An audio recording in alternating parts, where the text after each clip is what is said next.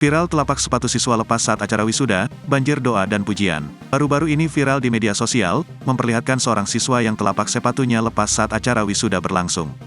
Video itu diunggah di akun TikTok @cuplisum4. Acara tersebut merupakan wisuda ke-52 peserta didik kelas 12 SMK Giripuro Sumpiyuh. Awalnya siswa dibariskan dan dipersilakan maju satu persatu untuk menerima samir atau kalung wisuda. Tibalah giliran salah seorang siswa hendak maju ke depan kala namanya dipanggil. Namun, belum sampai di atas panggung telapak sepatunya tiba-tiba terlepas begitu saja.